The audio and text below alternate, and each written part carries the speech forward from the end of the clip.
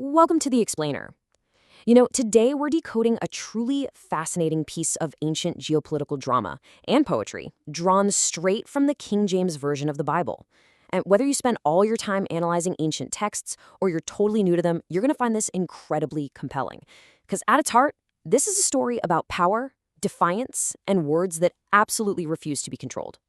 So what actually happens when a king pays a prophet to curse his enemies, but the prophet turns around and blesses them instead?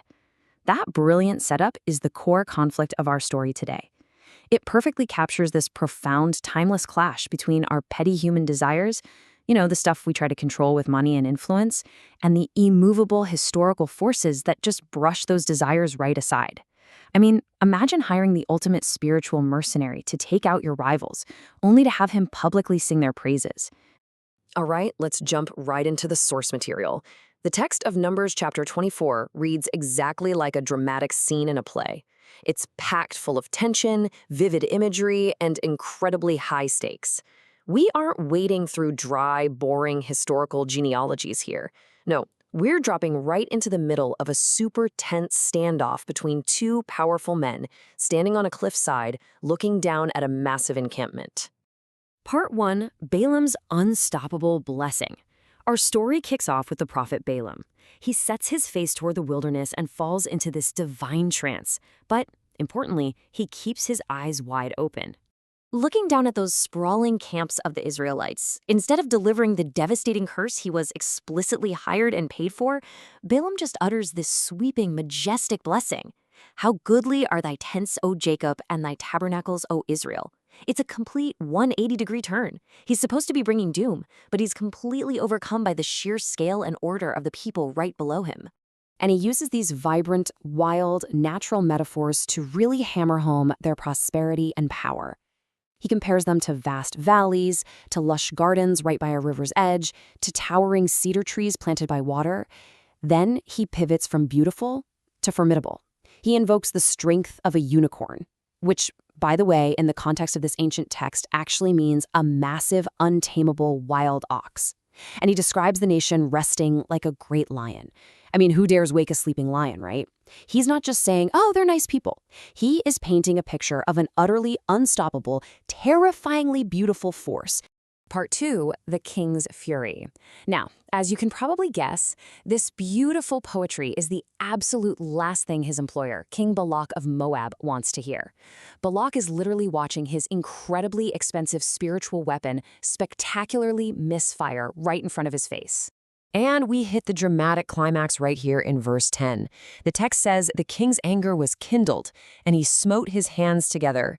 He is so incandescent with rage at being defied, and remember, this is the third time he's been defied in the broader narrative, that he literally claps his hands together in pure frustration.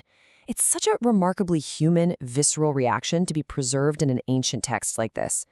Balak immediately fires the prophet on the spot, tells him to flee back to where he came from, and completely strips away all the wealth and honor he promised him. What's really fascinating here is the sheer psychological contrast between our two main characters. On one side, we've got King Balak operating with a purely transactional mindset.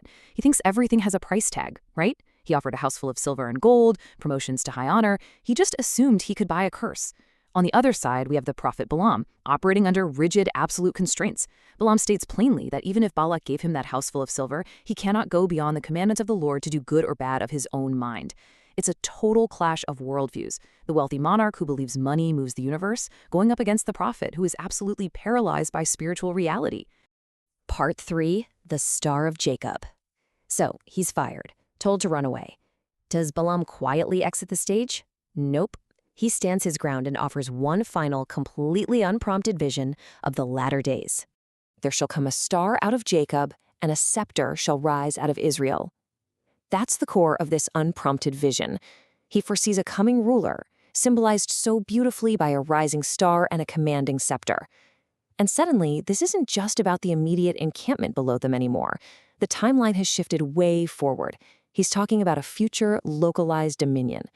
A scepter implies absolute royal authority, and a star implies this brilliant, undeniable rise to prominence that's going to assert control over the entire region.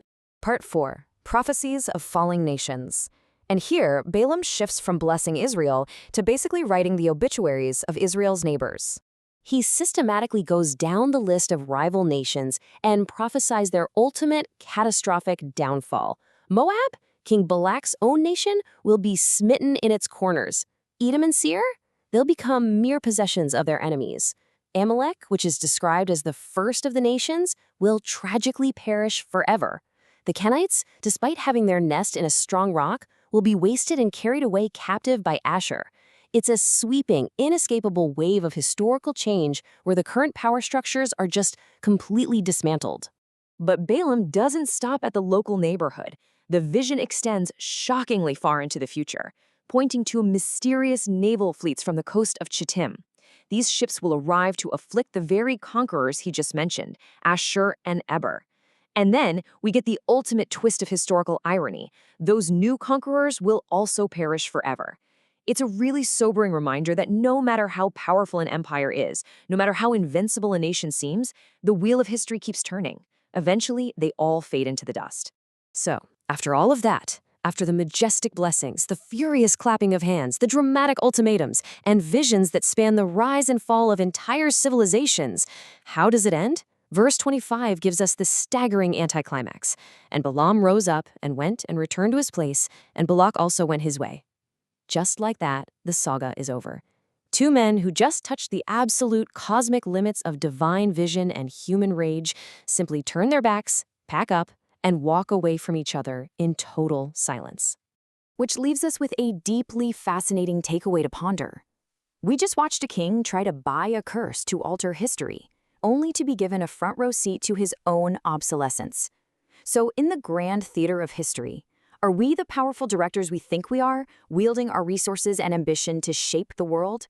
Or are we simply actors, forced to read a script we can't control, while the unstoppable forces of time and destiny march steadily on? Definitely something to think about the next time you try to force an outcome that just isn't meant to be. Thanks for joining me for this explainer, and keep questioning the narrative.